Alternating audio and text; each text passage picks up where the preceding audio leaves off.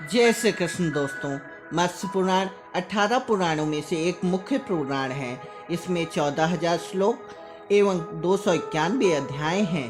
भगवान विष्णु के मत्स्य अवतार से संबंध होने के कारण यह पुराण मत्स्य पुराण कहलाता है।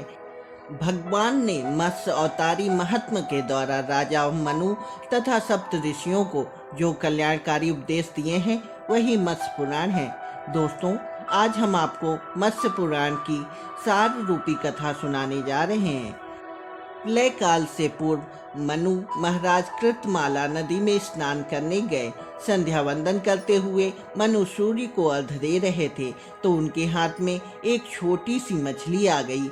मनु महाराज ने उस मछली को छोड़ना चाहा तो वह मछली मानवीय भाषा में करुणा के साथ बोली, महाराज मुझे यहाँ मत छोड़ना, यहाँ बड़े बड़े जीव जंतु रहते हैं, मुझे खा जाएंगे। तब महाराज मनु ने उस मछली को कमंडल में रखकर अपने महल ले आए। लेकिन एक रात में वह मछली इतनी बड़ी हो गई कि कमंडल में रहने के लिए उसके लिए कोई स्थान न बचा।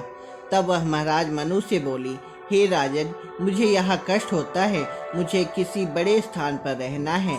तब राजा ने उस मछली को वहाँ से हटाकर एक बड़े घड़े में रख दिया। लेकिन दूसरे दिन मछली बड़े घड़े से भी बड़ी हो गई। सो महाराज मनु ने उसे तालाब में छोड़ दिया। लेकिन रात बढ़ते बढ़ते वह 2 योजन और बड़ी हो गई। राजा ने जब वह मछली को गंगा जी में छोड़ दिया, अंत में वह गंगा जी से समुद्र में चली गई। लेकिन समुद्र से भी वह निरंतर बढ़ने लगी। वह रक्षा के लिए प्रार्थना करने लगी। राजा ने देखा तो उन्हें बड़ा आश्चर्य हुआ। वह प्रार्थना करने लगे, प्रभु, मत्स्य रूप में हमें मोहित करने वाले आप कोई साधारण शक्ति नहीं हैं। आप सर्वशक्तिमान सर्वव्यापी भगवान हरि हैं। क्यों आपने यह स्वरूप धारण किया है, यह बताने की कृपा करें। मनु के प्रार्थना करने पर मत्स्य रूपी भगवान ने कहा, हे राजन, प्रलय का समय आने वाला है और शीघ्र ही यह पृथ्वी जलमग्न होने वाली है। इसलिए आप एक सुदृढ़ नौका बनाकर उसमें सुदृढ़ रस्सी बनाकर सवार हो जाइए। उस पर सप्तऋषियों के साथ में बीज भूत और सदियों को लेकर मेरी प्रतीक्षा कीजिए।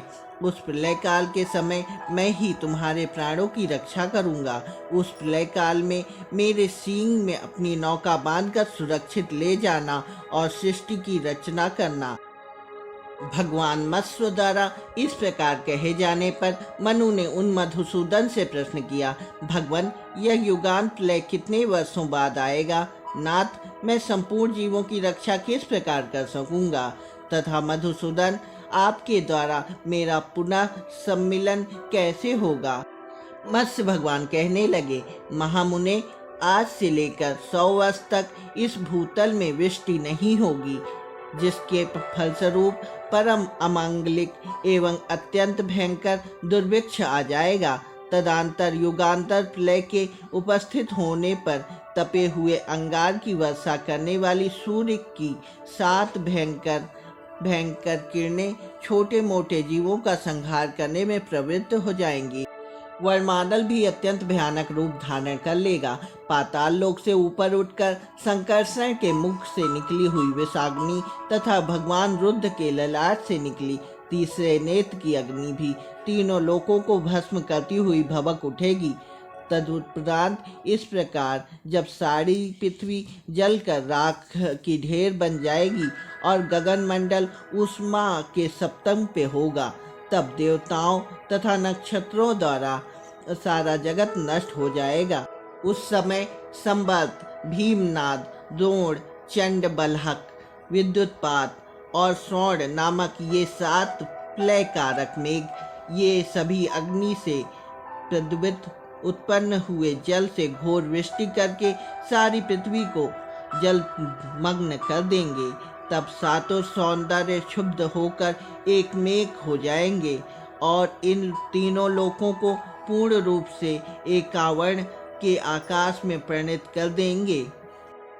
सुबत, उस समय तुम एक वेद रूपी नौका को ग्रहण करके इस पर समस्त जीवों बीजों को लाद देना और मेरे द्वारा प्रदान की गई रस्सी के बंधन से इस नाव को मेरे सींग में बांध देना।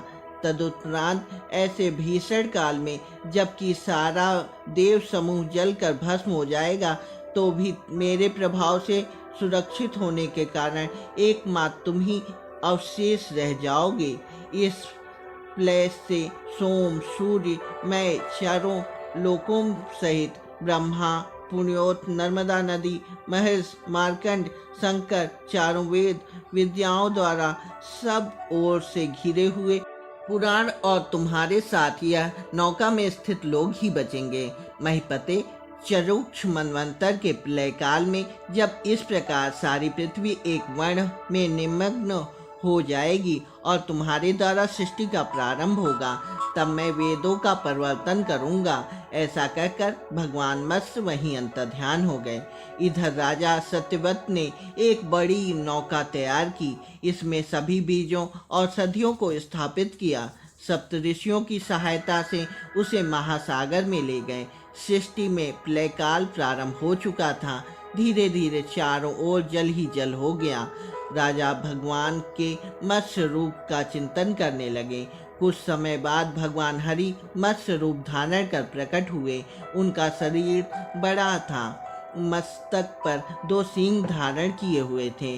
राजा ने उन सींगों में रस्सी के द्वारा नाव को बांध दिया। फिर तो महाप्रलय से महासमुद्र के बीच तरंगों के मध्य से डिडोल खाता हुआ वह नौका विचित्र रूप में झूलने लगा। कहीं भी दूर दूर तक पृथ्वी का नामो निशान भी ना था। सर्वत्र जल ही जल था। मत्स्यधारी भगवान श्री हरि ने प्रलय के समय नौका को ढोते हुए उनकी रक्षा की और उसी समय राजा सत्यव्रत एवं सप्त ऋषियों को धर्म कथा सुनाई। वही यह मत्स्य पुराण है। जब प्रलय का अंत समय आया, भगवान ने हयग्रीव असुर को मारकर उससे वेद छीन लिए और ब्रह्मा जी को दे दिए। धीरे धीरे जल घटने लगा, पृथ्वी दिखने लगी। राजा सत्यव्रत ने जो बीज औषधि संग्रहित की थी, उसी से पूरा संसार भर गया। फिर ब्रह्मा द्वारा मानसी सृष्टि होती है, किंतु अपनी उस सृष्टि का कोई परिणाम न देखकर दक्ष प्रजापति मैथुनी सृष्टि से सृष्टि का विकास करते हैं। यही राजा सत्यव्रत 7वें वैश्वानर के मनु हुए, जिनका समय आज भी चल रहा है और हम उस मनु की ही संतान हैं।